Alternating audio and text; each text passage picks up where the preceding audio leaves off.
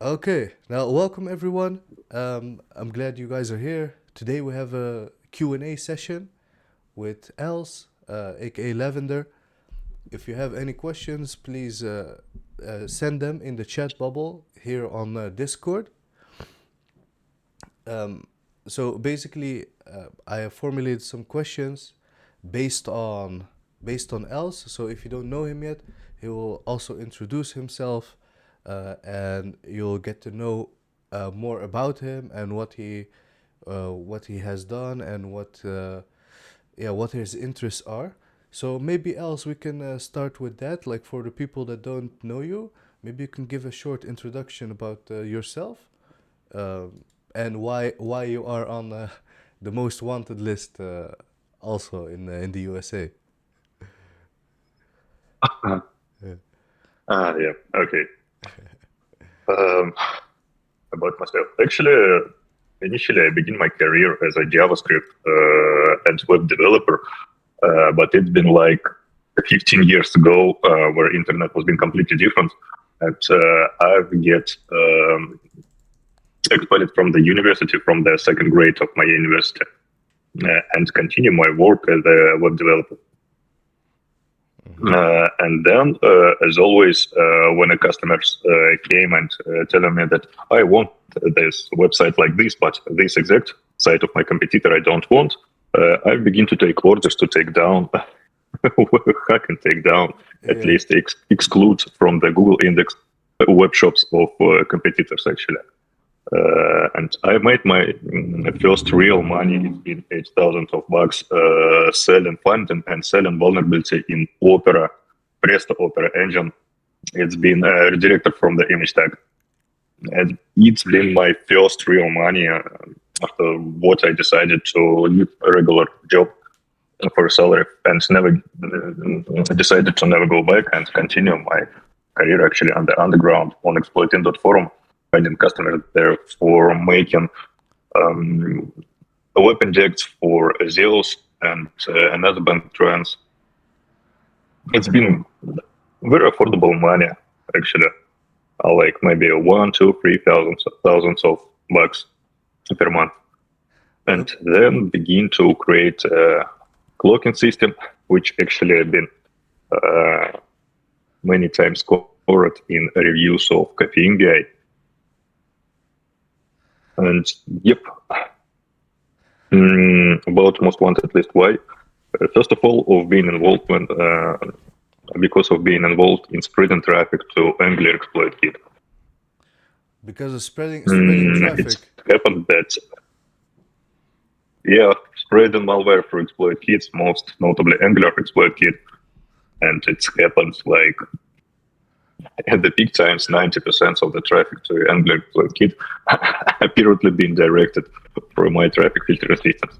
The joke is that when people make thousands of hundreds of bucks per day using my traffic filtering system, I've been paying like 3 or 4 or 5 thousand per month. So it's been lots of problems with decent profits. So Yep. you were spending Another money. thing. Sorry. Once again, I'm sorry. Yeah, I said so. You were spending money to What is your send traffic. question? No. Not spending money. I've been just owner and developer of clocking system. Okay. Yeah, developer of the system. Okay. Clocking system. It's a dedicated system, not the actual exploit kit. Okay. It's like TDS, traffic filtration system. Clocking. Okay. That's the system to send traffic to the exploit you're saying. Because are you talking about the Angular Yep. exploit kit, the malvertisement at the moment? Yes. Oh, okay. So okay. Uh, maybe And another yeah, hmm? yeah. Another part which actually I've considered it being guilty of is spreading malware and browser locker through another malvertising campaign from 2017 if I recall right, for 1 year. It's been a zirconium campaign. Give me a second, I will find the link actually. Zirconium campaign. Zirconium. Okay.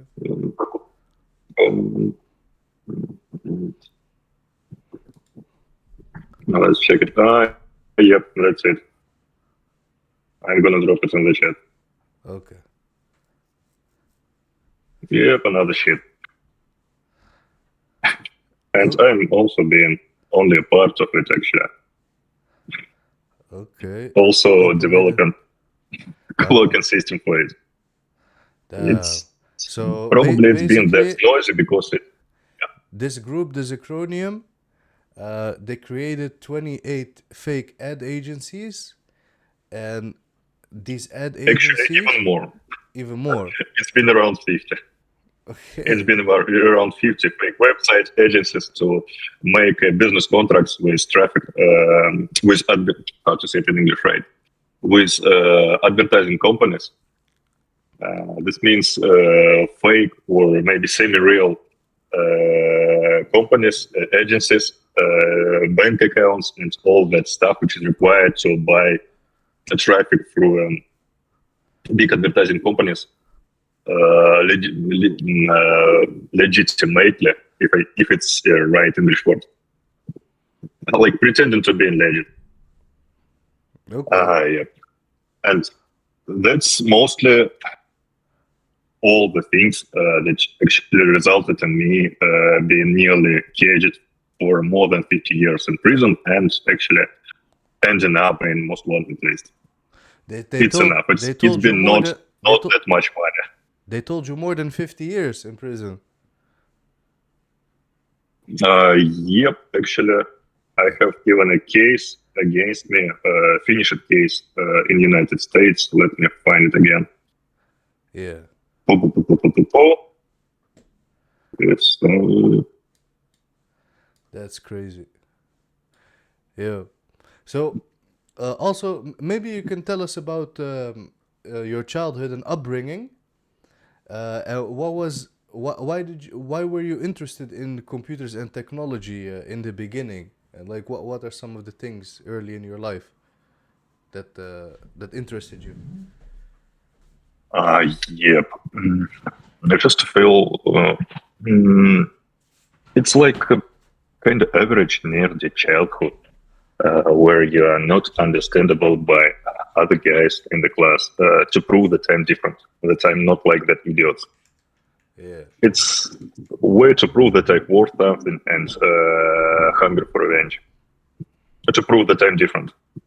You had the feeling that you had to prove that you are different. Yep, most likely. Okay.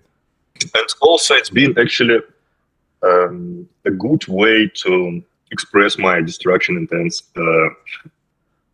On that age, like being 15, I haven't realized why I'm doing this, and I only can tell why probably now. But also, it's been a good way to express destruction intents, which I've been forbidden to express myself in family.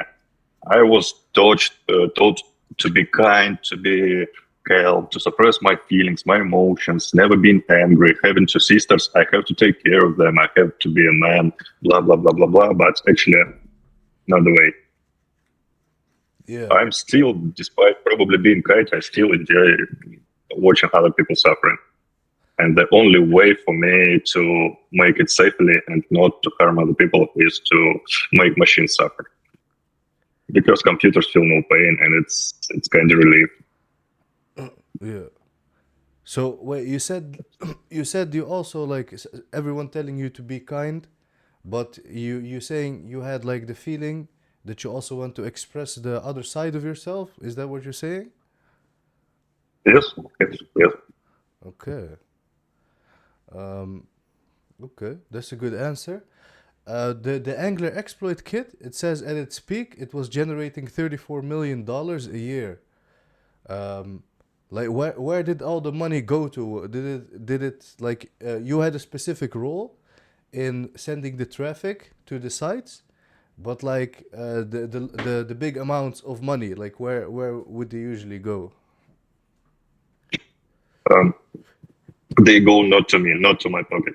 I had a fixed salary around $4,000, and all the rest goes actually to all the other people involved. So Okay. I can't even imagine the size of the amounts of money being gathered for these exploited kids all over the day, because they have to be very huge. But I'm not the main beneficial of this scam, actually. That's very interesting because you're saying you're working with a fixed salary, so they're really working like a business there. Huh? Yep. Okay. Yeah, that's very interesting. Okay. Um, And here's PDF is not an exploit. Actually, it's a federal case against me and my ex-partner. Yep. I don't know. In the chat, PDF I in don't the know. chat. I don't know, man. I don't know about opening PDFs these days. Can be very tricky. That can be tricky. That can be tricky. Exactly. But well, I can make a screenshot maybe. No, I Why believe it, not? I believe it. But you can also always just open a PDF in an online browser viewer or something. Don't worry about it. Um, and okay, by the way, when I was researching, there are also two names: Maxim Silnikau and Vladimir Kadireya. I think Vladimir, he got like Yep. 100 years in prison. Um, like were these two guys the leaders, or what was the thing with these two guys?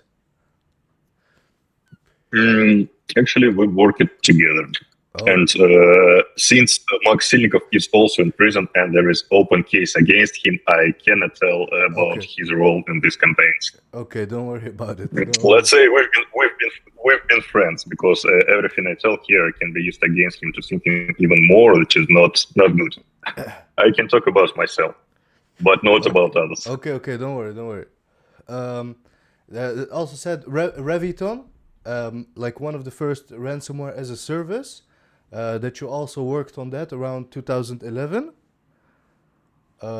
Nope. No, that's fake. Okay. Actually, I know about Reviton, but I've never been involved in its development or probably spreading. Okay. During the Angular times, they've been spreaded three types of malware: clickbot, which actually possesses a fake clicking botnet for clicking on premium ads on fake advertising networks and generating money in this way. Later, the Angular exploit kit owners and customers switched to porn locker, pretending that PC is infected with a child porn, and client have to pay a fine, actually, because of the government case against him. And so the last probably type of malware being used to spread it through Reviton was a cryptlocker, or yeah, a cryptxx, if I recall right, has been just ransomware. It encrypts your PC and asking for ransom to decrypt it. Okay. But by the way, I see that a lot of people also sent questions in the chat, but I didn't read them. So Yeah, I see them too. maybe Yeah, I I will see read them some too. of those because I think the first question was from Cypher. He's saying how do you find Okay. those jobs? In the beginning, you said some people came to you when you were a developer still, but after that, like, how did you get in contact with like these jobs, like the Angular kit and any other Yep. things? Yeah. I begin to write articles.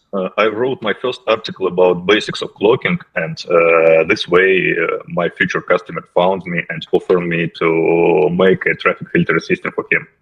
At the beginning, I have no idea what kind of traffic the system will be made for, and just begin to make it. And later, I find out that it's Angular. Okay, so why not? I need money. I can code. Why not? And I need to consider that huge difference. My experience is not universal. And Yeah. in Russia, in post-USSR countries, people are built with kind of different minds. Here, laws are made not to protect people, but to exploit them.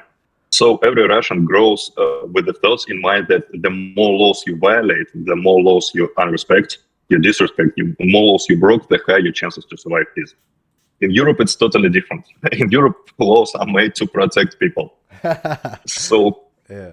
probably that's all the difference why Russians have so criminal mind. It's a matter of surviving. And I'm not sure that Russian hackers are the best on the planet. Chinese actually right now are better. But we know nothing about them, suddenly. So But you're saying there's an incentive there to break laws just to survive, basically. So you're protecting yourself by breaking the law, you're saying. yep, exactly. This means even doing legal business here in Russia, the more laws you break, the less taxes you pay, the more competitive you will be against your competitors. So the more chances you have for your business to succeed. That's If you're going to crazy. pay all these taxes in Russia, even in legal grounded business, you will lose. You will get nothing in return. So actually, that's why it's cybercrime. Cheap internet for life. That's crazy. Wayne is asking, how did you first get into hacking? Do you consider yourself to be a hacker, or do you consider yourself to be a developer more? And how did you learn it, he said. More a developer, of course. More developer, of course. And I've actually, till the age of 30, I never thought about myself as a hacker. Yeah. I am just developer who like breaking things and like to exploit vulnerabilities. But maybe 99% of my money, I might not through a direct hacking, but through ways how to monetize vulnerabilities and glitches and tweaks I found in the web. Monetizing If something works vulnerabilities and not glitches. Okay. in the right way, we can probably exploit it to make money out of it. Yeah. It's not like just break into the system, stole money from it. No, it's like finding small glitch and a small, I don't know. For example, on the old Gmail interface, all the links being wrapped with own Gmail redirector. Yeah. It's a feature, but I've abused it and make a redirector selling services, bringing me $2,000 per month just for selling Gmail redirects, Google redirects for spammers. Actually, it's a future, turn it into money. It's been incredibly stupid, incredibly easy, but it's money. Why not? Yeah. Or, for example, a small glitch in Internet Explorer, HTML URL handler. It's be passed blacklist for allowed URL handlers in Internet Explorer for carrying ActiveXs, which gives me a possibility, or which gave me ability to detect Fiddler Web Debugger. And this trick is being well documented by Caffeine on his past blog spot. Name of the blog being like Malware Don't Need Coffee or something like. And there was so many glitches which been weaponized by myself to detect developer tools, to detect installed software for the Internet Explorer, and so saving huge amount of money for people who are spreading exploits through the Angry Exploit Kit. Because, for example, on 2015, 0 day for the Flash exploit, I'm just kidding, actually, sorry. So Flash 0 day exploit market price was like hundreds of thousands of bucks minimum.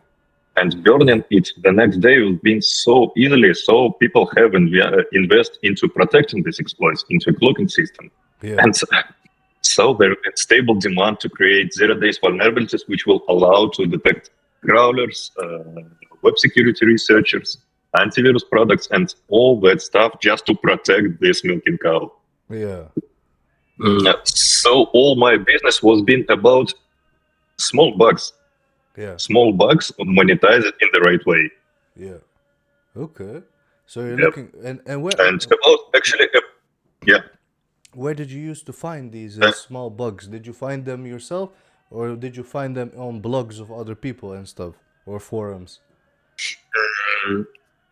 Actually, I've always used the blogs of other people as an inspiration. What I'm doing right now and did all through the maybe past 20 years is trying to read at least 5 security-related articles a day, just to read. Because the brain is like a boil. It will produce things based on what you put into it. Yeah. And when I see something on their other security research, the more I read, the more comparisons and projections I can make and find similar types of bugs and vulnerabilities, quirks, glitches in the other products. So, yep, I found all my bugs by myself, but without experience of other people on which my research is based, it will be impossible. That's very interesting, man. How long have you been reading like 5 articles a day? Are you consistent with that? Nope, suddenly no, because sometimes I just have no energy to get up from the bed. Okay. Without medicine sometimes. So nope. But right now I have like 20 articles unread. So I need to begin to read again. Yeah. You have like a queued 20 ones that are interesting. Okay. Yeah. And Wha- about actually original question, how do I find these jobs? Exploit in and damage lab, which is actually turned into xss.is and now is under Ukrainian um, federals, Ukrainian feds. So guys, I suddenly don't recommend you to use XSS forum anymore suddenly because it's under Ukrainian government control. But exploit in is still alive, and another new board, laws.guru. Yep, it's also well tuned and growing up. So hacking forum always to find the jobs, but it's not enough to just apply for a job. The best way to prove your skills is to write article about how you are doing your job. And this thing will give your future customers clear understanding about the level of your skills and depth of your knowledge. And the more people you're gonna impress with your article, the more people gonna trust you as a specialist, as Yeah. So it's the about master of your mind, and the more higher salary they will give to you. Because on basic things like phishing pages, there is a high competition rate. Because everyone with ChatGPT can probably make a phishing page. yeah. But very few people still understand how Google self browsing, for example, and Yeah. Well, yeah, I think internet's a bit weak at the moment you because I don't hear you anymore. out of your job. They're paying you money for the promise of his own success. That's a huge difference. Yeah. Yeah, basically you're So it's proving not you're always proving about money. yourself through It's your own blogs. about expectation of yourself. Yep. Yeah. Persistent threat is also asking what was the difference between a normal developer job and the fixed and the salary that you received later. Like, what was the financial turning point to go into So crime?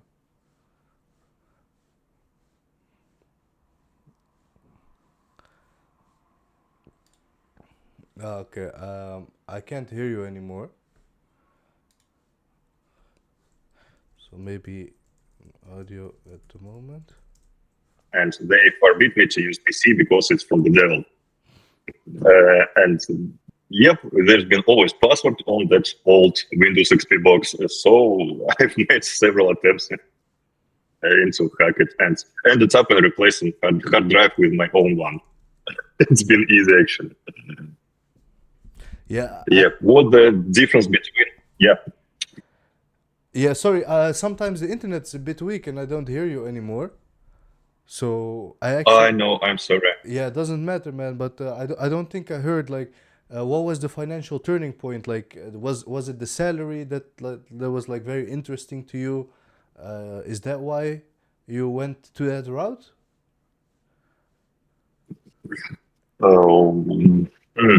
You mean why I turned myself into black hack activity completely? Yeah, because before that you had a job, and then you decided to go into the black hat field, into the cybercrime. Uh, Uh, yep. yeah. So was it Because as a junior website developer, I've been paid as $500. My salary was $500. $500 And comparing to yeah, Yeah, as yeah, a junior website developer in Moscow, full time? full time. That's Yep. So crazy. it's been decent money comparing to my experience. And having very basic level of JavaScript knowledge, I've been able to make several times more money just by developing web injects for trends. Actually, Zeus WebTran being very popular back to the times. So, yep, web injects brings significantly more. Persistent said I would do the same. No, man, you shouldn't do the same, brother. That's the wrong answer. No one should do the same because that's the wrong. When you're in Russia, with a poor level of life, with the less perspective, had been educated, and being probably safe from persecution, it may be okay. But look, guys, how it turned out. I cannot go to the civilization part of the world, and probably I have caged and stuck in Russia for the rest of my life, which is not very good idea. If you want to have family, if you have traveled all around the world, don't make my mistakes. There has been back in the years, 10 years back, 15 years back, there has been no things like bug bounty programs. Absolutely. Yeah. If you find vulnerability in the website, it's your own responsibility how you're going to monetize it. And there's been no culture between companies to pay for vulnerabilities, to reward it.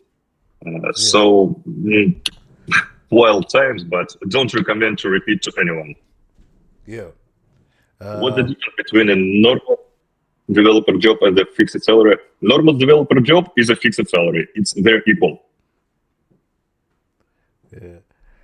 Financial turn point to go fully into cybercrime, several times higher salaries. Yeah. You know, higher salary actually, and very high risk as well, right? Yeah, risk. But when you're sitting in Russia and have no plans about your own future and your intent is only to survive, feed yourself, pay the rent, you don't think really hard about will you be able to go to the Europe after 10 years later. You don't think about it. You need just salary to pay for the food, to supply your girlfriend, to pay for the rent. So, yeah. And Sergey also has a question. He said, from which era of platforms are you? Yep. He says Carter Planet, Mazafaka, or XSS. And are these the platforms? Are these the platforms you learned your skills from?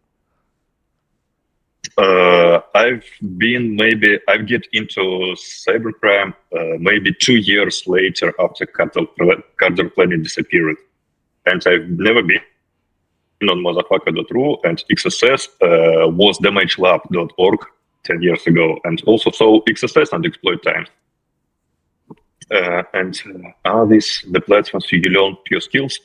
Actually, no.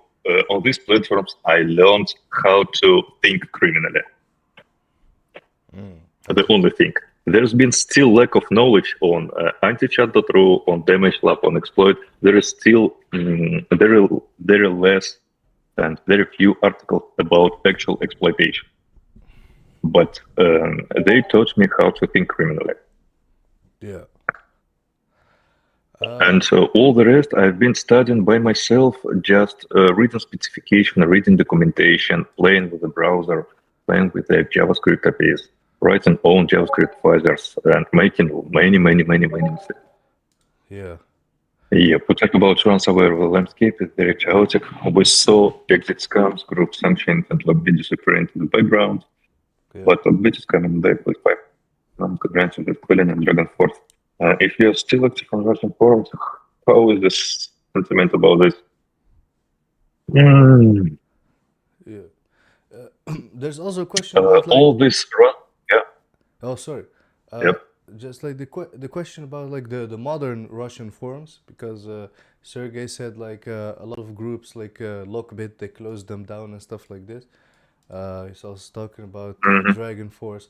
Like, are there modern Russian forums that people are still using a lot, or is it maybe on the dark web, or like how?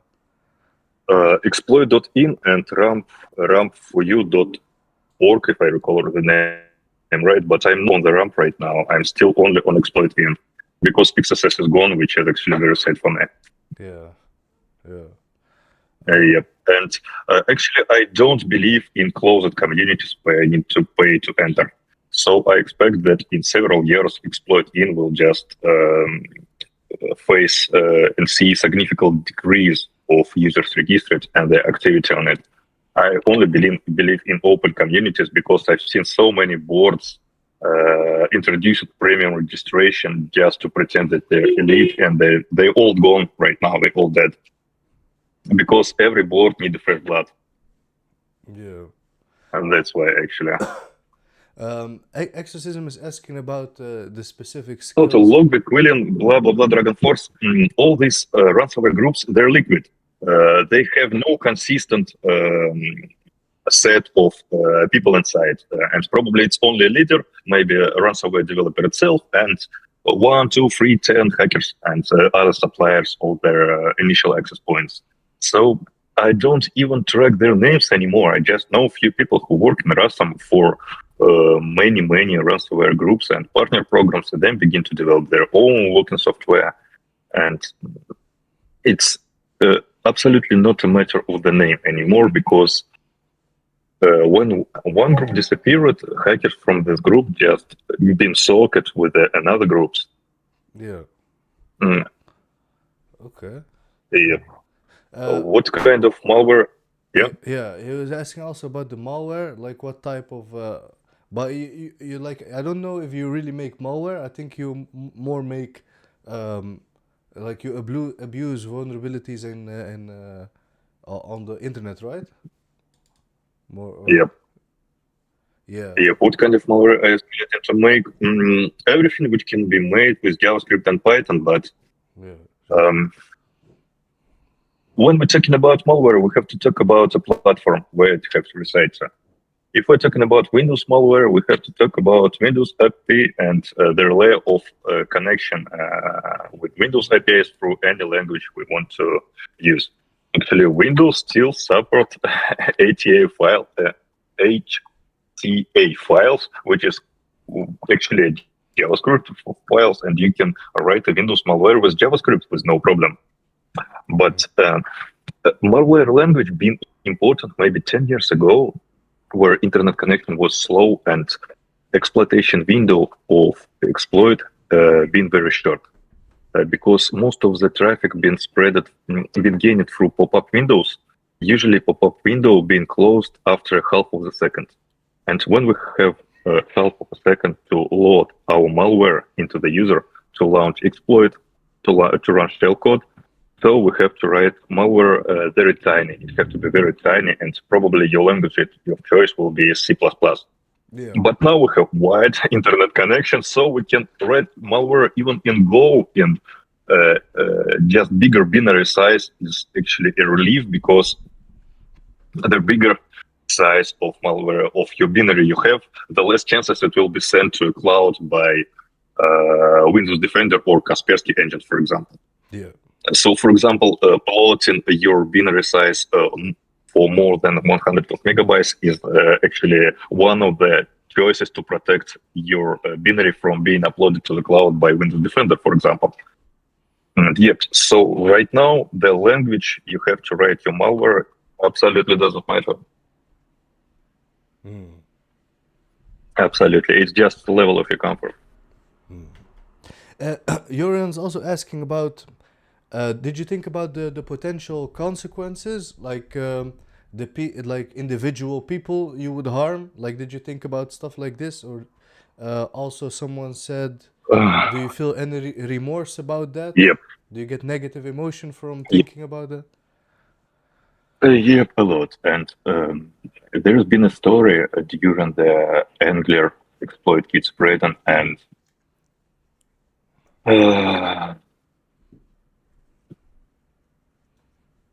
actually, one Romanian father killed his child and suicided himself after finding out that his computer is blocked with porn locker, pretending that he is guilty of spreading child pornography. And actually, when the police came, they found the real child pornography with this man and his son on his PC. But actually, initial infection of this chain being made through Angular from my cloud consistent. And I'm still I'm still living with that. So because of my job, because of my involvement in this job, a few people died. So yeah, this world is fragile, and you never know how it will be turned out. Yeah. Yeah, I understand. So, yeah, sometimes you do, but even before, like if nothing happened, right? Like if a story like this wasn't there, like you can still think of basically, yeah, what would my action do to people? Because I remember here in the Netherlands as well, there was a group of people. Um, they used to have like these SMS bots. They used to buy like phone numbers, and they used to send Mhm. used to send to these phone numbers, I think like 100,000 SMS a day, to like a phishing website for bank account. Like you go on there, they have this special made web interface that they have, and then they see like if someone enters it, and then like in a pretty smart way, they try to steal money from people. Like usually, like they have to log in during the same time to bypass the security codes and stuff like this. But like they're scamming like old people. They're scamming like people on their last dollar. Um, I don't know, like stuff like this. Like the question is like, how can they sit there, be happy, buy stuff, with the money of other people? Well, maybe it's like very important money to those people, and they really need it, and they're really harming people. Like, did you ever think about it that way, or not really? Just a second, guys. Please. Спасибо. Все таки. Okay, so I'm gonna go to a kind of more quiet place. I'm sorry. Ah, okay. I don't hear you very good. Yep, exactly. I'm going home.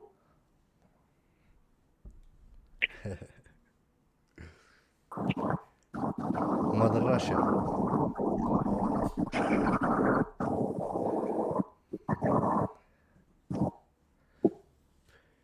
Mhm. Mr. Shag.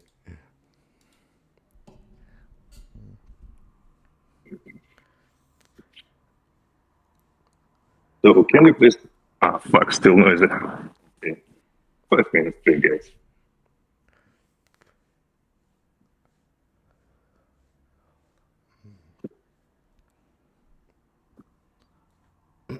Attack chain of the exploit kit. Sergey, I think the attack chain of the exploit kit was basically advertisement. So they used to go to websites that offer a spot for advertisement, and basically they used to do malvertisement there. Basically, if someone clicks on the advertisement, it checks the operating system or like the version of the browser, and if it sees that there's any vulnerabilities or like outdated browser or other stuff, it automatically runs the appropriate malware or exploit to take advantage of that. So it starts with like yeah, seeing what the infrastructure of the attacked person is, and then it runs automatic malware on it. And the thing with like Angular Kit is it was being updated very frequently, so it was up to date with a lot of new exploits and malware. So the advertisements were very potent, and yeah, so basically they added people to their botnet, um, and info stealers and stuff like this, full control over people's computers. So I think that's a bit about the defensive part. I don't know about that. Yeah, Elsa, can you hear us again? Yep, again. Awesome, awesome. I'm here finally. Let me see, by the way, if there's any more questions. Yeah, maybe we can go back also to the PowerPoint, because in 2023, I think you were in Berlin, and then Yep. there was an arrest case there. Can you walk us through like what happened before that or what happened after that? Like, what was that? Like, how was that? How did that happen? Was there like, uh, How that happened? yeah, Yep. In summer in Berlin, I think in the middle of the summer, I received a notification from Cloudflare that my account being investigated a year ago, and by mistake, Cloudflare guys included all the conversations with FBI agent about my case. I began to feel very uncomfortable because whether in Russia or in Ukraine, actually, hackers are safe from United States prosecution. In Germany, they are not. So I texted to the email of FBI agent, hey Chris, in another situation, I'd rather tell you just fuck you, but bad peace is better than a good war. So what do you want from me? Maybe I can help you. And Chris told me that ha ha ha ha ha, no, sorry, it's been a mistake, blah blah blah blah blah. Okay, so bye. Okay, and after several months later, another guy, my ex-customer, texted me that, oh, well, okay, I'm in Berlin. What about to having a beer? And being an idiot, I told him, yeah, okay, why not? Why yeah, not to have a beer with a guy I've never seen before, which came from United States? It's a cool idea. Why not? yeah, yeah, And instead of this guy, FBI agents came to me, and not putting me in the prison actually, but they tried to, which I later find out. But till to that moment, I've been forced to receive war refugee residence permit in Germany, which actually gave me a protection from extradition, at least without any evidence against me. yeah. So initially, FBI agents came to me asking for help Okay. about information about Conti guys, Conti hacking Conti, group. yeah, They also asked a lot about me and my job and job of my partner, but their target was also Conti guys. Because on the reward for justice website, there has been a reward for $10 million about the information of the head of the Conti guys, Stern. yeah, Yep. And I told them, well, okay, maybe I will tell you what I can do, maybe what information I had, because I had absolutely no information about them till this moment. okay. Yep. And But the 10 later, million is nice though. So you were like, okay. as you say, I'm not a millionaire still, so they haven't paid in the end. But, well, later, several months later, I received a message from my ex-girlfriend, female friend, let's say, in Ukraine, that her boyfriend died in the war against Russia. And also at the same time, I found out that Conti guys issued a statement that they fully support Russian invasion into Ukraine. And I've been very mad Yeah, on them. So in 2 weeks, I found actually the initial information. yeah. Name, surname, passport data, and all the stuff about the stem. And send it to FBI. Yep. Okay. We discussed it in another meeting. They told me, wow, cool, okay, we're going to check it. Blah, blah, blah, blah, blah. What's about to find another guy for us? On that request, I told them, no, guys, sorry. Because first of all, this guy did nothing bad to me. And then I know this guy, so if you offer me 2 millions, okay, I will left 1 million for myself. Another million I will send to him. He will give you his passport, and you will get a piece of useless paper because next day he will gonna go and buy a new passport in Russia. So it's absolutely no perspectives, no efficiency, no results at all. You will just waste your let's say 2 millions. Yeah. They told me, well, okay, we understand your position. Thank you, goodbye. And Yeah. after a few months more, they just break into my house and put me into a prison. That's And they're right, because by the law, I have many cases against me for breaking United States laws, actually. Yeah. So they arrested you in Berlin. The German police arrested you, but it was on order of the USA, right? Yep, exactly. Okay. And then, And probably shitty situation there that FBI agent Chris Lambert, who's been actually holding my case, promised me several times that I that I'm safe in Berlin. But actually, it wasn't the And case. yep. Yeah. They also Actually, I they also said you posted something on XSS. You said you are scared as fuck about being offered millions to testify against well-known people. Did you Yep. did you Yep. actually post that on the online forums? Yep, on exercise. Okay, that's crazy. But then they actually send you to the Moabit prison for 6 months. Was that Yep. was that a difficult period for you? Because I would think, Yes. yeah, because you would think like maybe, whoa, if they actually send me to the USA, it will be a very long sentence, right? Yes, exactly. Yeah, yeah. Can you tell us a bit about the mentality in that period that you had?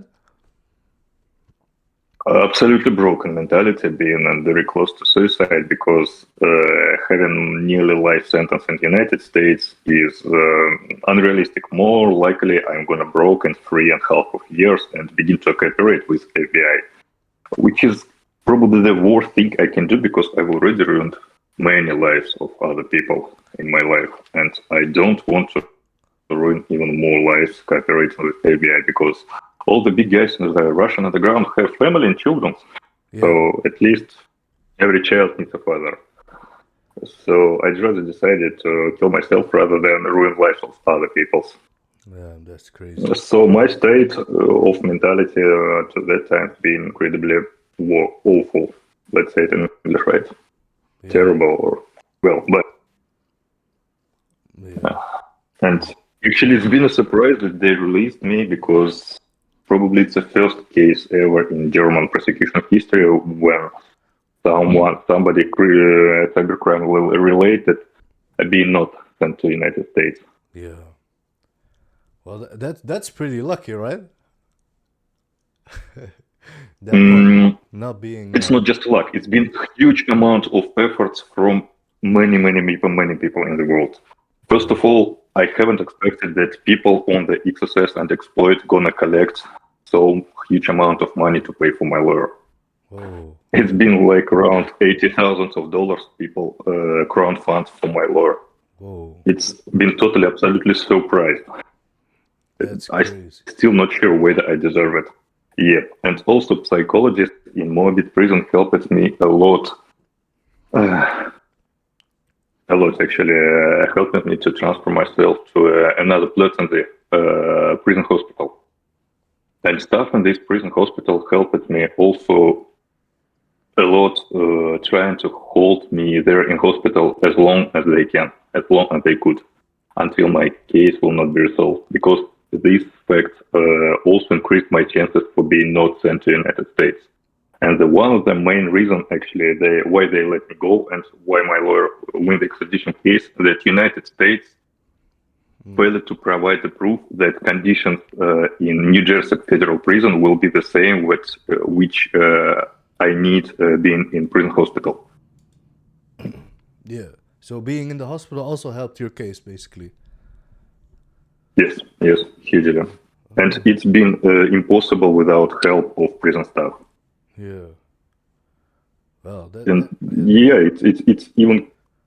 it's crazy story, actually. Yeah.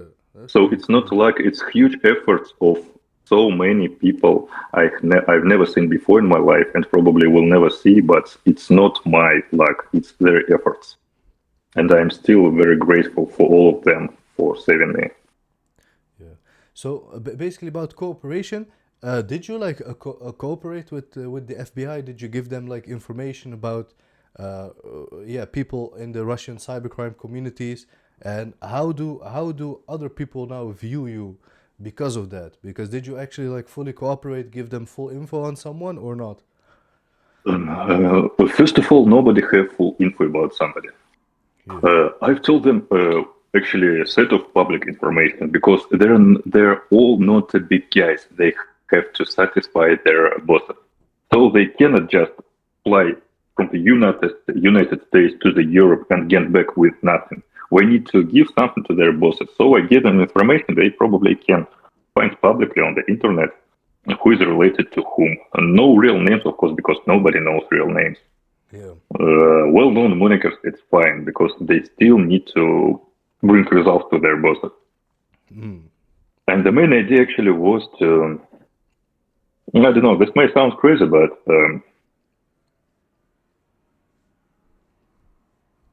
trying to be a kind of intermediary or bridge between FBI and ransomware teams, because one day I still believe that, for example, Chinese invasion into Taiwan will happen. And post-USSR hackers, ransomware teams are very powerful. And the United States also needs access to a company networks of the China. And it will be nice if Russian hackers begin to supply United States with the Chinese network access. And this theoretically may at least be the beginning of the cooperation between FBI and Russian underground community. So you're saying FBI is trying to build bonds? FBI is trying to build bonds with Russian hackers to help them in... They're not right. They're not right. And not even think about it. It's been my idea, which I actually failed to reproduce into my life.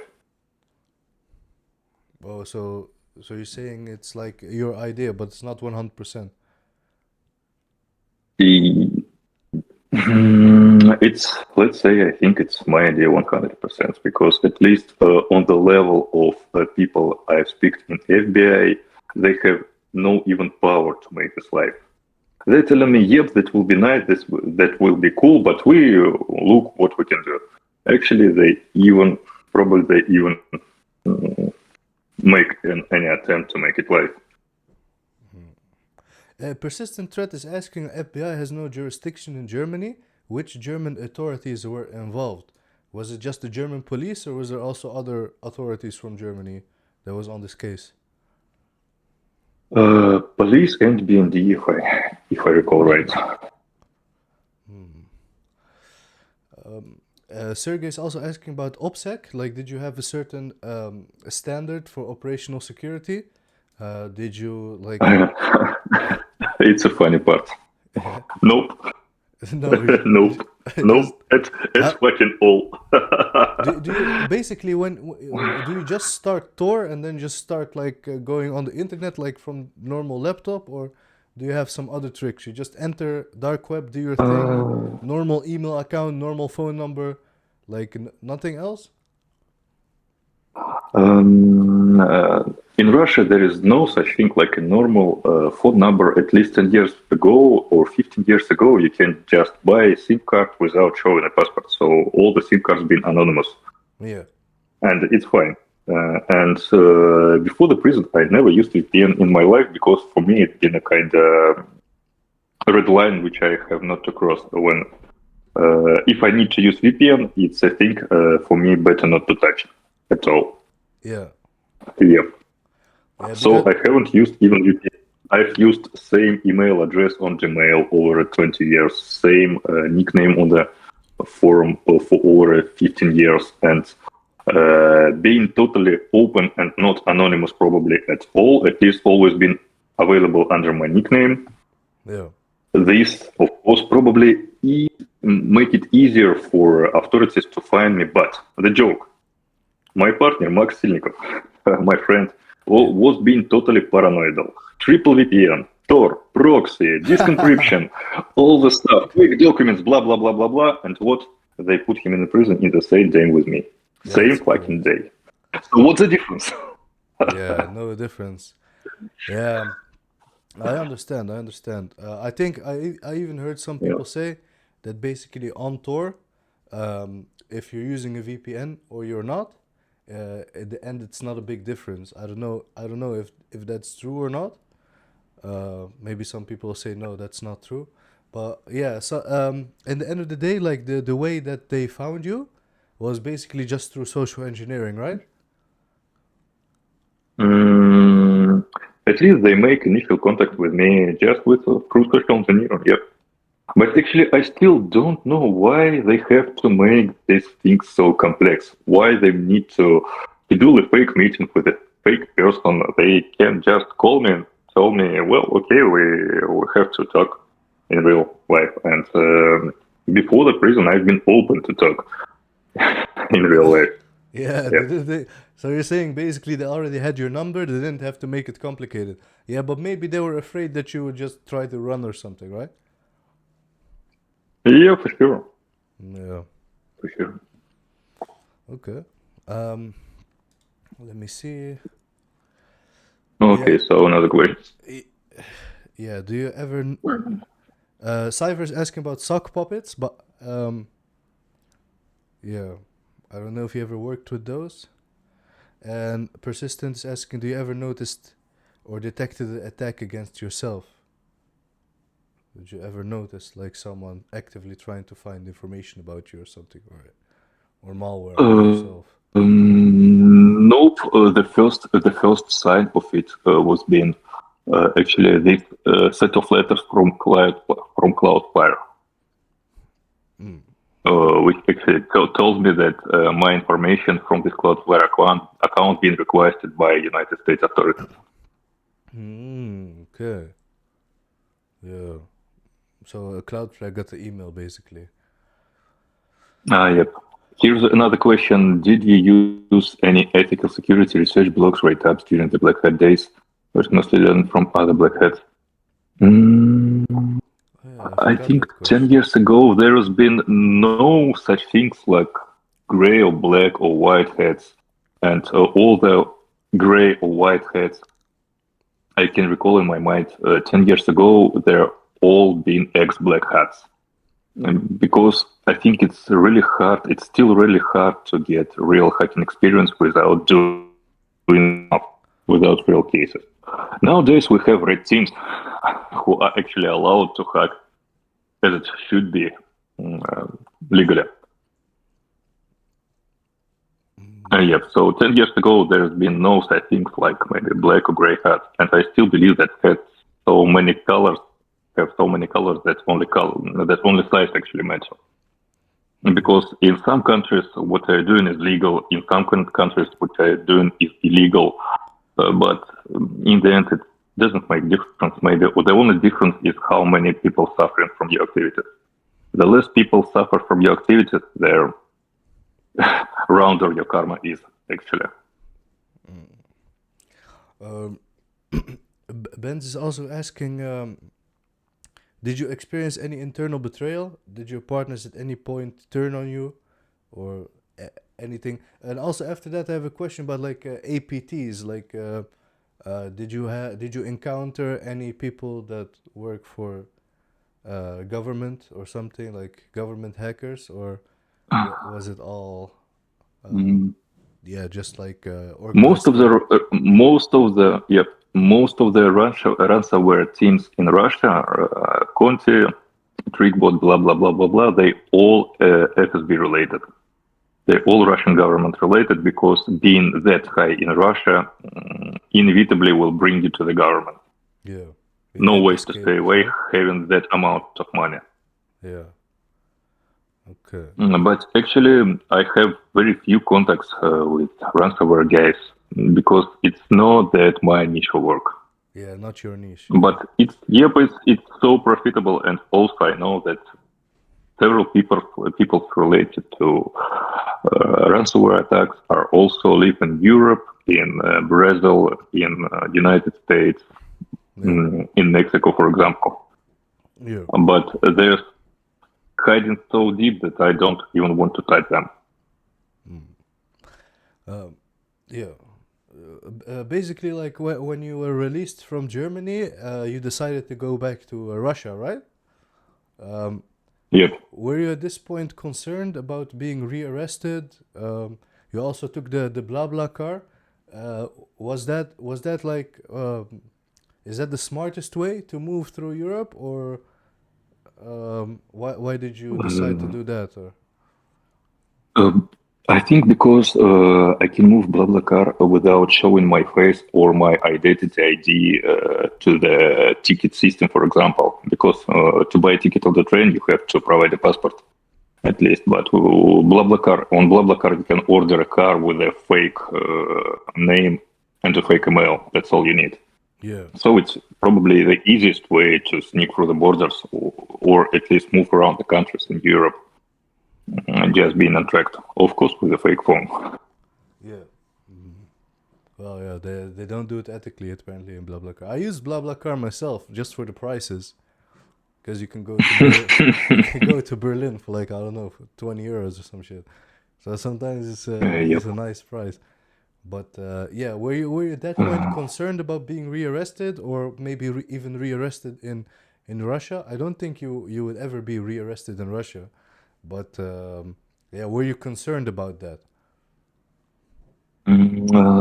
I've not been concerned about that, but actually, I went to Russia to see my parents and to change my passport, and then my plan was to go to Iran because 1 week before prison, I made a marriage proposal to my girlfriend who's been in Turkey. Actually, she is Persian from Iran and been in Turkey as illegal refugee too. And the day they put me in the prison, I have to fly to her to make your proposal face to face in real. And yep, Oh, my plan was to go to Russia, switch documents, and go to Turkey or Iran to actually marry this girl. propose. Ah, yeah. Yep, but I'm stuck in Russia. And also, she's nice, but she's happy with another man. It's okay. Do you think it's We're safe? still friends. Do you think it's safe for you to leave Russia? Maybe that USA has ties with other countries that are willing to send you over to USA? For sure they have. For sure they have. At least, for example, all the China-related countries, China, Vietnam, should be safe, for example. But I don't like China mentality, first of all. So, yep, still in Russia. Yeah, better. Yeah, okay. Um, Current activities, because on GitHub you still have the Mad Cat mailer. You have in GitHub a repo, um, tools for mass emailing and spam, uh, and also they said on a Telegram group you send a message. You need to find a way to hack Zimbra servers at scale, and this was like 2025 in May. Like this GitHub Mhm. tool and these Telegram messages, like yeah, what is your intention with those, like with the Mad Cat mailer, and is this Telegram message even like real, and what was your intention with it? Actually, I gave up to looking or seeking or waiting for new vulnerabilities in Zimbra service because Zimbra is incredibly complex email software, and all the hacking service hacks through Zimbra servers before the prison I've made only because I've been probably one of the earliest adopters of public Zimbra exploit. So I've been just the fastest one. And yep, I'm still developing myself in spamming because it's probably some less harmful or a most harmless way to use my skills. So Yep. It's not about Zebra service.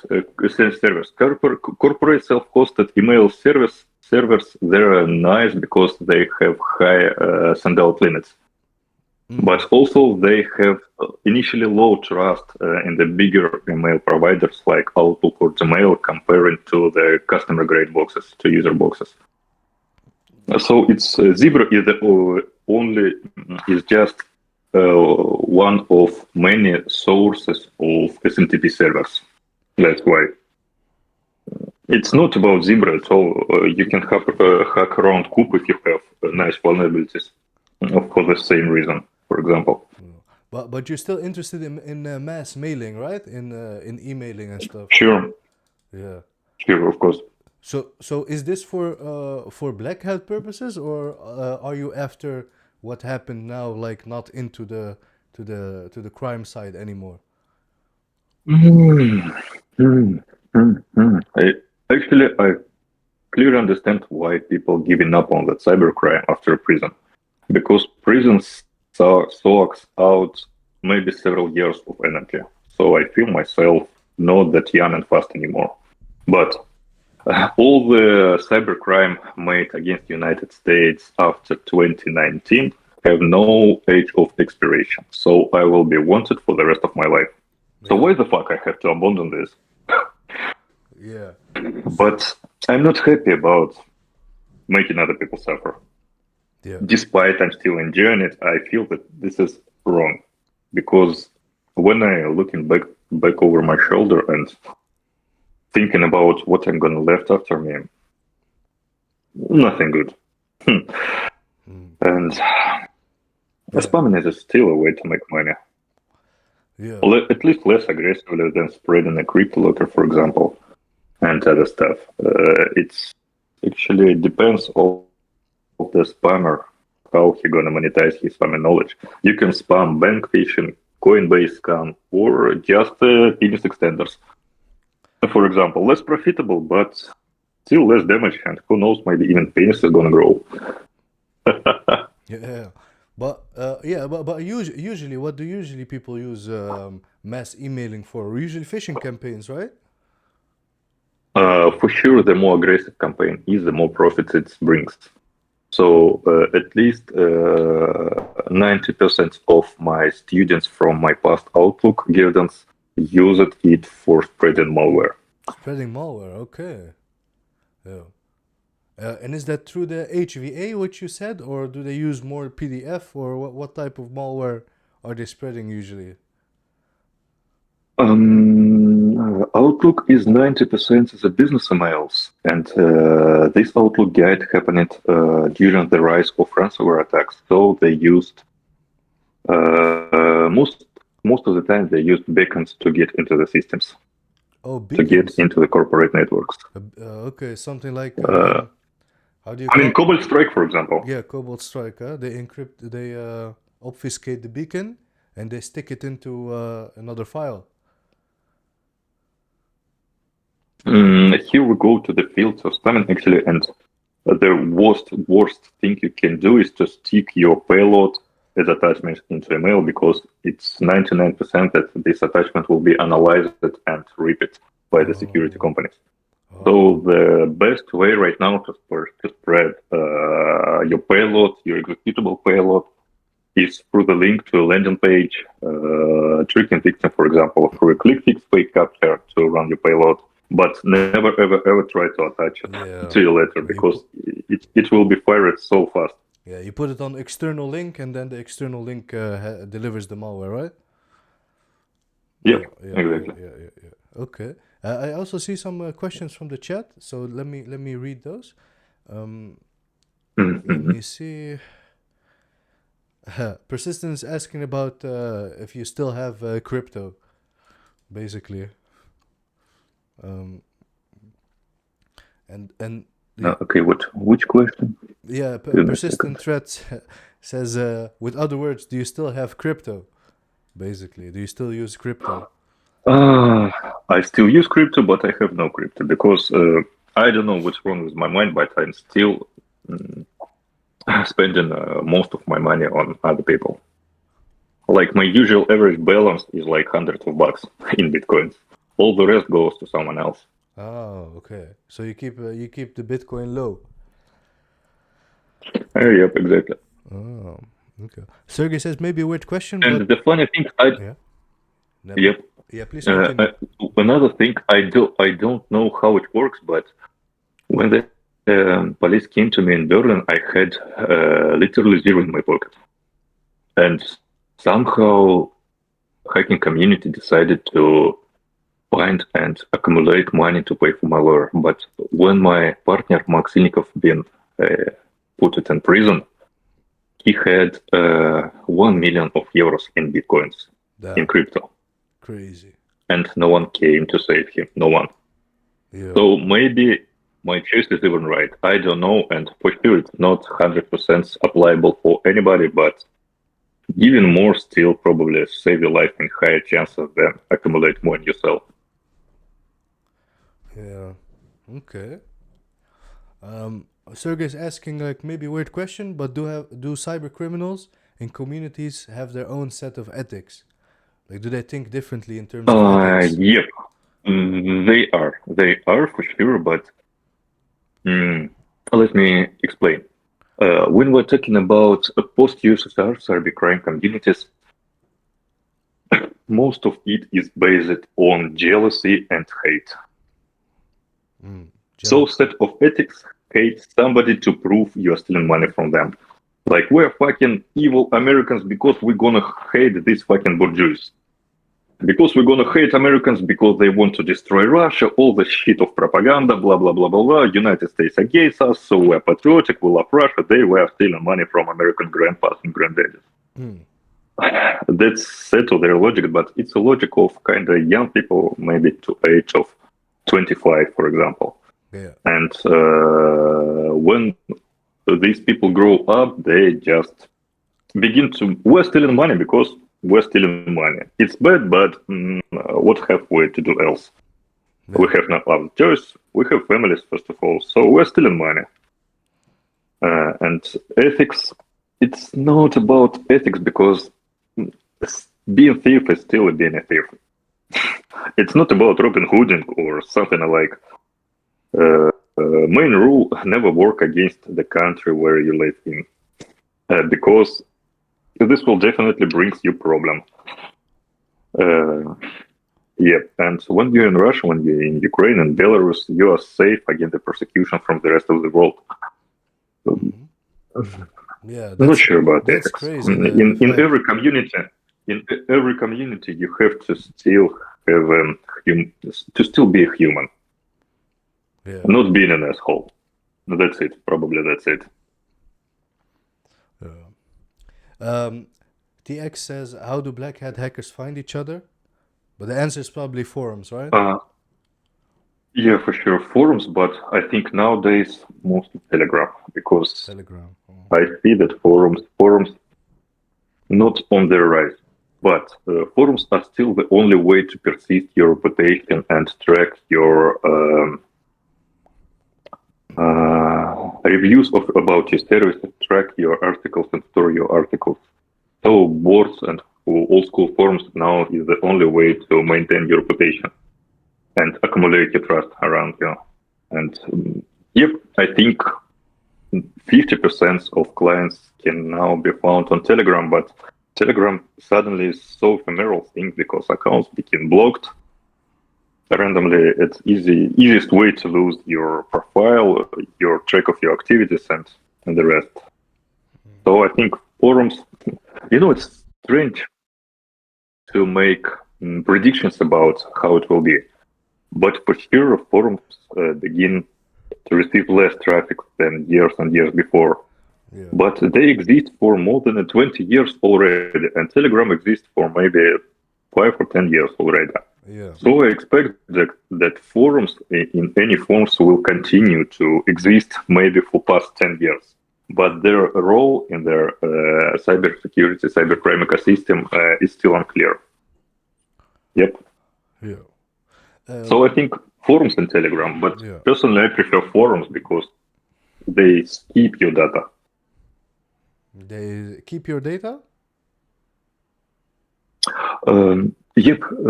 You post your reputation, your activities, how you treat other people, what you read, what you post. It's a clear way to make a decision and make an oversight about yourself.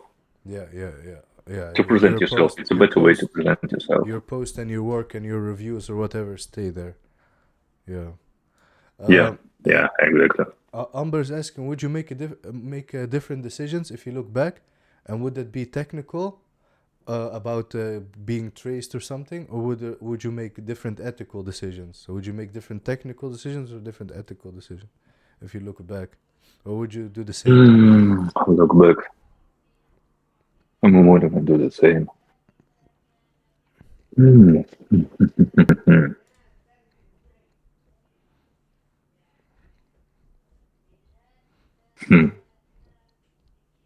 No,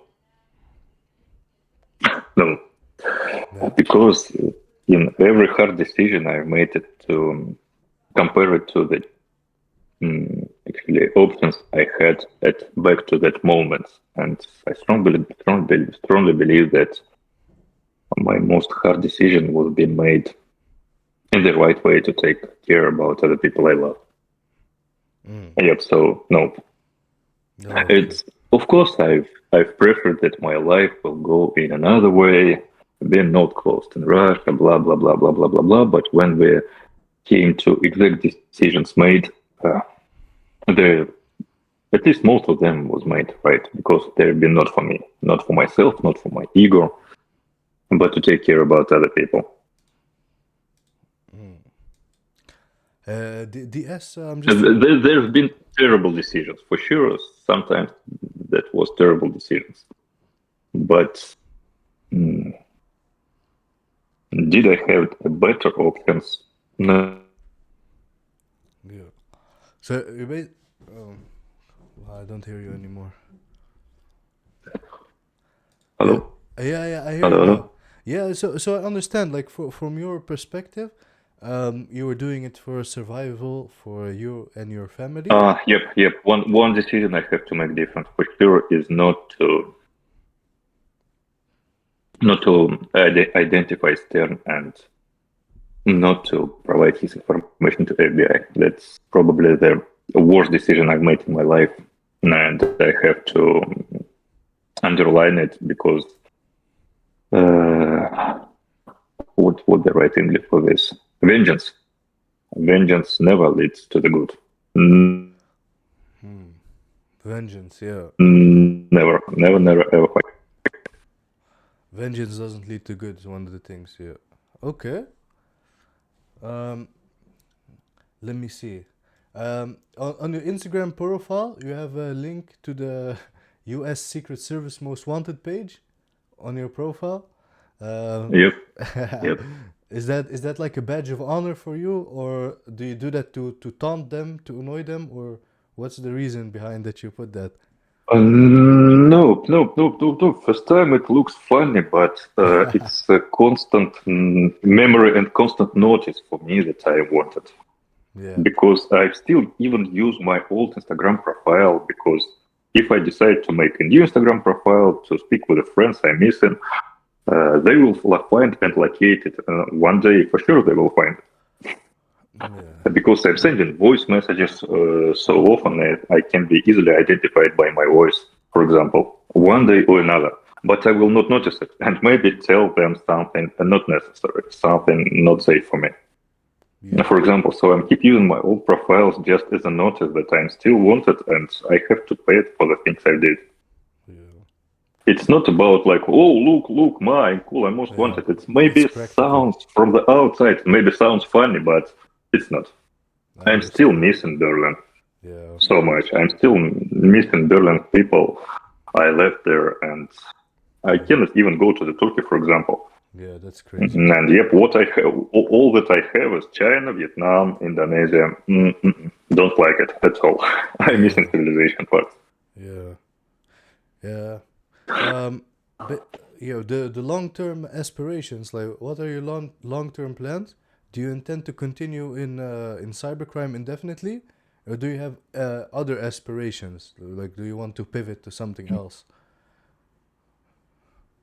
Something else is a hobby because it's not paid well. Maybe I will be lucky to get a legal job in, for example, anti-fraud engine development. Yeah. But in Russia, it's less likely because I just don't want to support Russia with my taxes. It will be terrible. Maybe to get legal job and I don't know, anti-fraud department of any maybe Asian company, for example. Why not? Why not actually? Because my knowledge allows me to do this. Bug bounty Good and engines. stuff. Bug bounty you can do from home. If I can, but suddenly maybe I'm too old for this, but I still cannot get into this. And every time I found the bug, my brain is working how to exploit it to make money. So if I'm gonna find the bug, less likely I'm gonna sell it into the bug bounty program. Most likely I'm gonna monetize it in more criminal way. Yeah. I think. But for sure, I'm actually happy that bug bounty culture at least exists, because it's a very legal and nice way to find, let's say, destructive applications. Yeah, but it's not an easy It's field. a good application for destructive fields. It's not an easy field to make a For living sure, it's off not. of that. Yeah. For sure, it's not, and it's even harder to compare it to the monetizing same bucks in a criminal way. Yeah. For Obviously. sure, it brings significantly less money because underground jobs are always paid several times higher. Yeah. But it's always in exchange for your future. When you're 20, when you're 25, probably you care less about what will happen in 10 years. But after 10 years, you look like, oh shit. Yeah. So, Yeah. Another question is like you've been involved in the forums since 2010 maybe. How has the underground community changed over the years? Like, do you feel like it was different back then? And what has changed basically? mm, mm, nice question and deep. Some people telling that underground community changes and no one is sharing in for free anymore. Everyone wants to make money. It's not the community, it's we who are changing. We're just becoming older. And young blood of people, for example, on lol.guru, they're all the same like old exploit in members 10 or 15 years ago. Absolutely the same. A lot of emotions, a lot of energy. They want everything fast now. They Yeah. want to make money now with less efforts. They want to, I don't know how to describe it in English. Yeah. They think like barbarians, like warriors. So they wanna invade, take something, and get back. Yeah. And it's okay because they're young. They have lots of energy. They have lots of energy to destroy. They have lots of energy to disagree with the system and the culture and the society. So it's okay. And comparing this generation to generation presented on exploiting, for example, 15 years ago, they're all the fucking same. Absolutely no difference. Just they now live on Telegram, and it's okay. And moreover, what I see that computer systems became more and more complex, and people became more and more stupid and less technical savvy. And Yeah. if you look around, all the major cybercrime incidents involve huge amounts of money theft, money stolen. They all involve human interaction. Yeah. They all one part of this chain is a social engineering. So it's still the 99 of most critical system errors are in the front of the laptop. And Yeah. that's actually a good point because this means that there is still a place for anybody in information security, even not skilled, even not non-tech savvy. There is still a place for you in this world, and that's a good point. Okay. Some questions about personal reflection. What's your daily life like in Russia now? How do you spend your time? And have you experienced changes Um, in your personality in a significant way after the events? Hmm. My daily routine actually is getting out of depression, taking a antidepressants, doing gym, doing yoga Yeah. and running, mostly gym from time to time, and reading a lot because I spent, how to say, I lost significant amount of information I can keep at the same moment in my head Yeah. because having keeping in memory lots of vulnerabilities just in my memory allows me to operate with these vulnerabilities and find similar vulnerabilities in websites, in programs, and so on. Yeah. So it's a matter of my productivity and changes about personality. Um, Probably I have to have some changes, but I don't want to slow down. Actually. I have so many things to do in my life.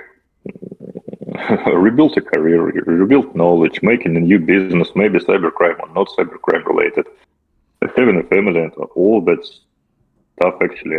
Because I lost like 5 years because of the war and prison, Yeah. and I have to compensate and recover it. Yeah. Okay. And personality, what is personality actually is?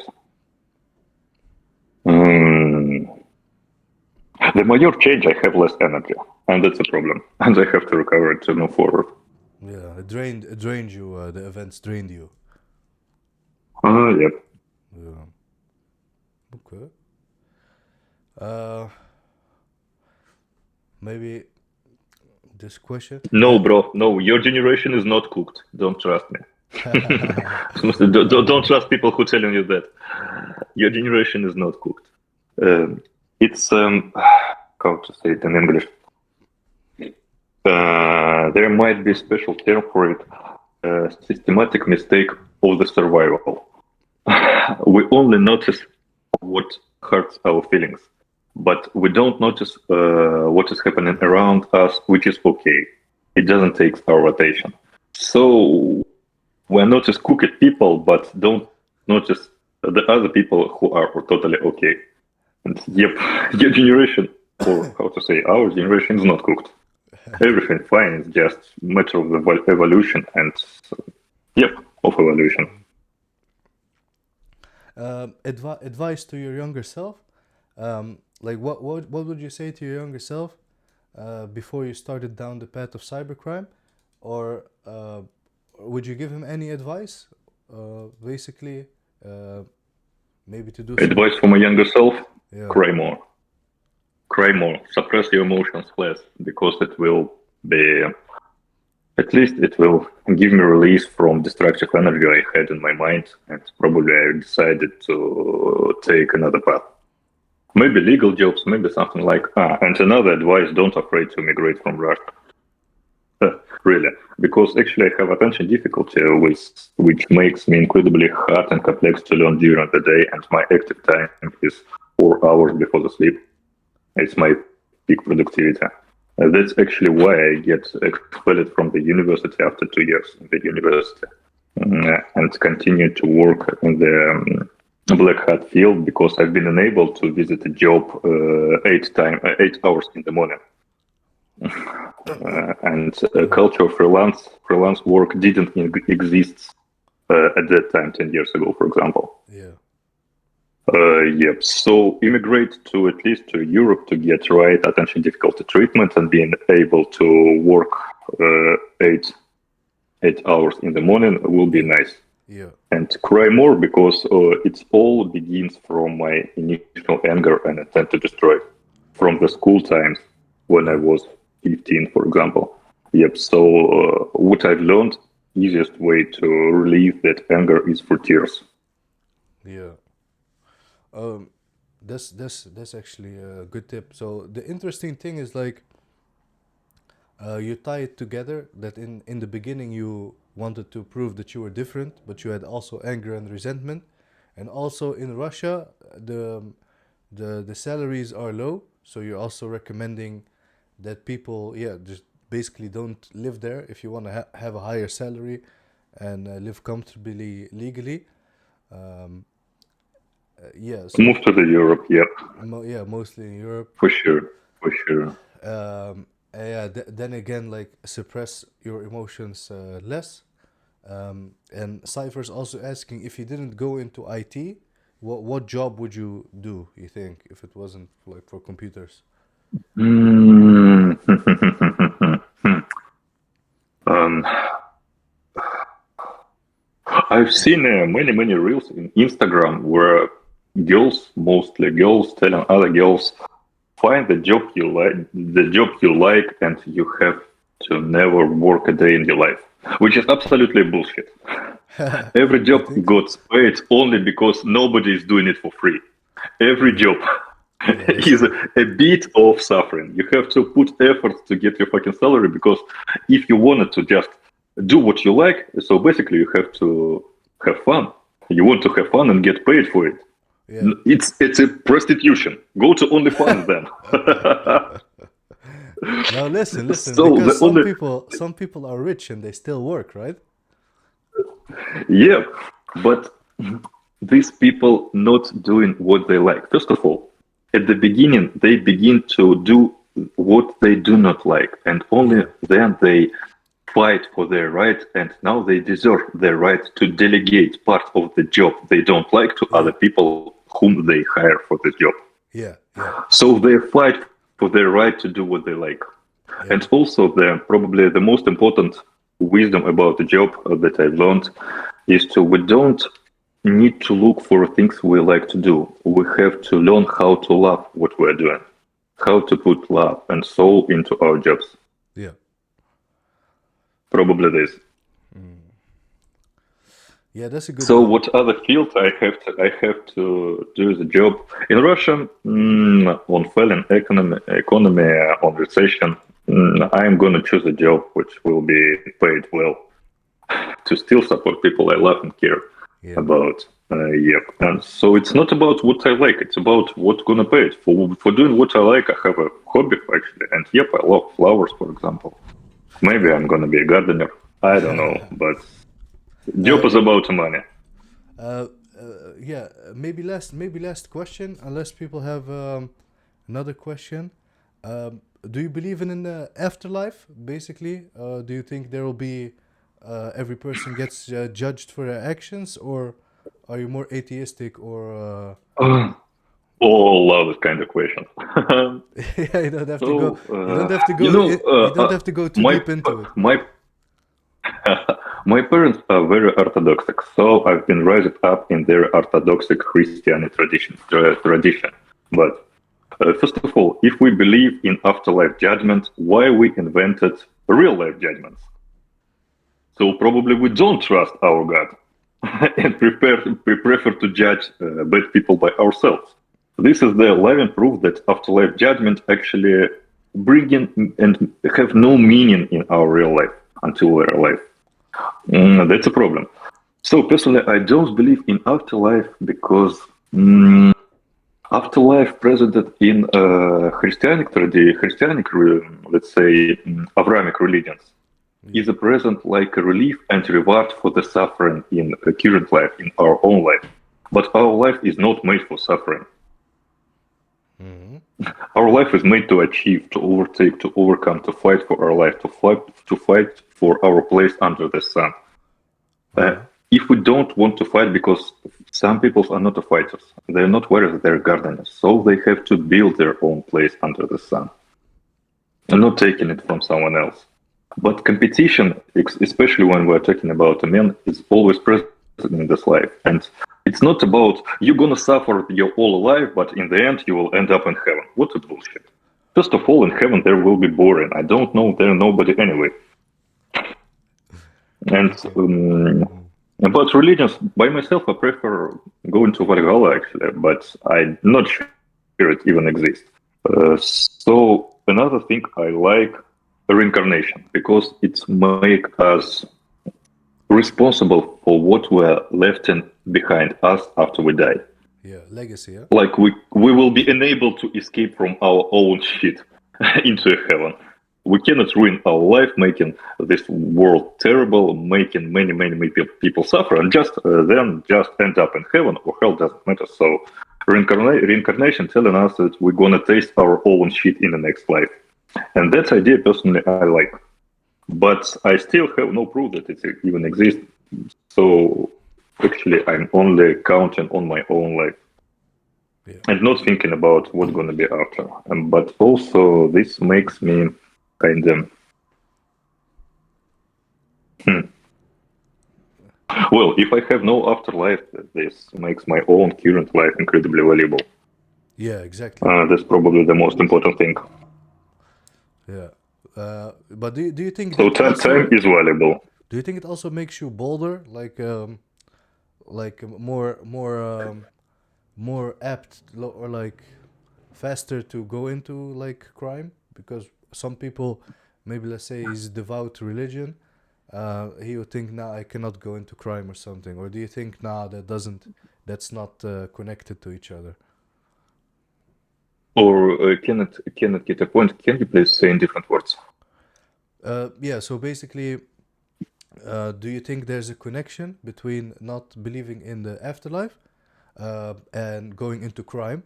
Or do you think, no, a lot of people that were like working with you, that they were religious, but they were still doing the same crime? Do you think there's a connection or there's no connection? I think there is no difference, but I know, let's say 90% of the people in Russian cybercrime are not atheists. They believe in God, they believe in afterlife, Yeah. and I have no idea why they're planning to go to heaven. Actually, because most of them want to go to heaven and planning to go to heaven, but they're making tricks in their mind that stealing from, let's say, United States is good because United States is the enemy of the Russia. It's a sophism. It's being not truthful and not fair to your own self for me. So being a thief is still being a thief. Being a killer, even a soldier, is still being a killer, still taking someone else's life. Yeah. So believing in God, and most of the people I know only use their believing in God as a proof that they're doing right. Let's say person need additional provement that he's behaving right. But generally it doesn't help at all. They're still, most of them are not very good persons, because when you lie to yourself, it's hard to be truthful and hard to be good person. But not the right word, actually. Being a good or being a bad.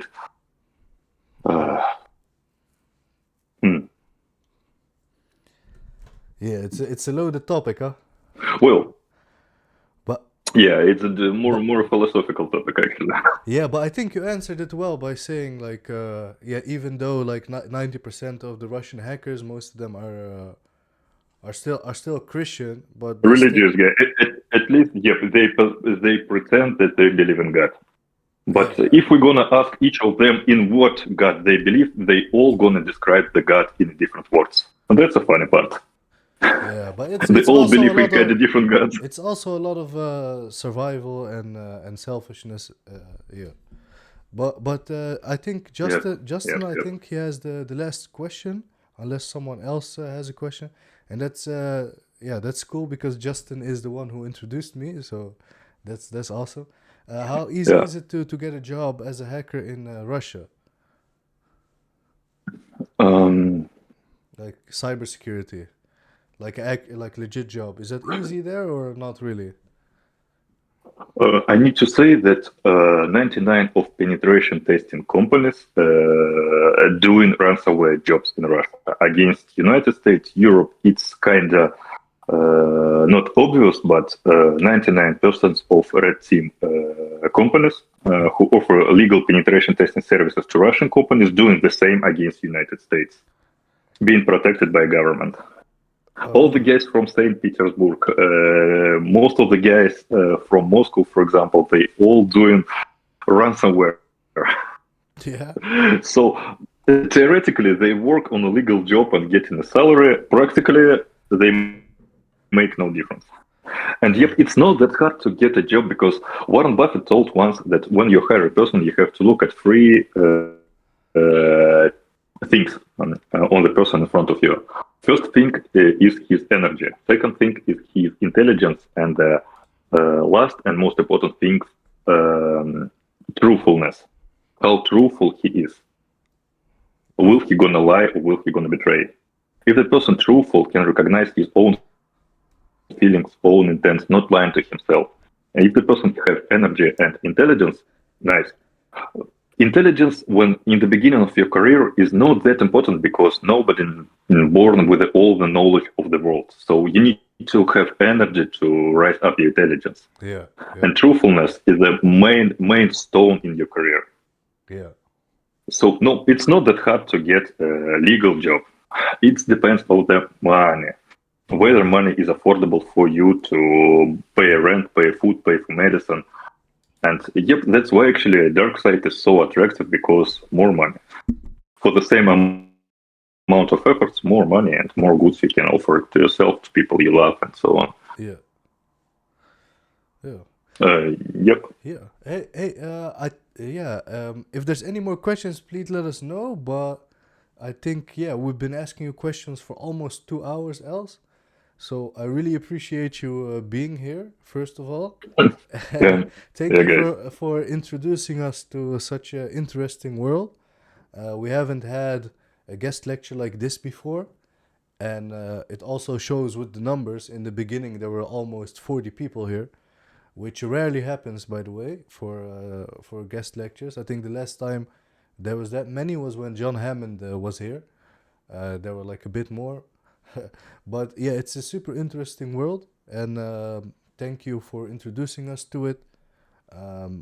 I think if anyone has any other questions, but yeah, this is like one of the last moments you can ask them. So yeah, do you is there anything you would like to give us, like as a tip or like advice or something else before you go,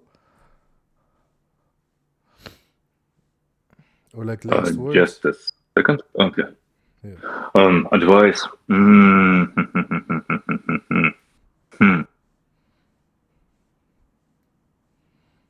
Probably, if you can build instead of destroying, choose the build every time.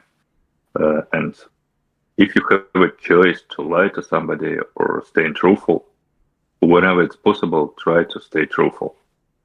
Yeah. And whenever it's option to be honest, choose honesty. Yep. Yeah, man. It was really amazing having you here, Aels. Thank you very much. Thank you very much for all your time. And I hope maybe we can speak another time soon. And I know you had a busy day today, but thank you very much for still making the time. And good luck with all your endeavors. And like Yorion said, I hope you will be able to use your knowledge for the good, and also to make a lot of money with it. I think that will be the best outcome. So yeah, thank you very much, man. And much love to you for being here. And thanks everyone for being here and asking questions and engaging with us. It was really fun to be here. And hopefully see you guys in the next session. Have a nice evening, everyone. Thank you, Aels. Yeah, thank you guys too. It's actually a pleasure pleasure to answer your questions. And thank you very much for the great answers and for your time, man, and taking time out of your busy schedule. It was a real pleasure and nice meeting you. And we'll keep in touch, man. Hey, have a nice evening, everyone. Thank you, guys. Yeah. Bye-bye. So, bye, guys.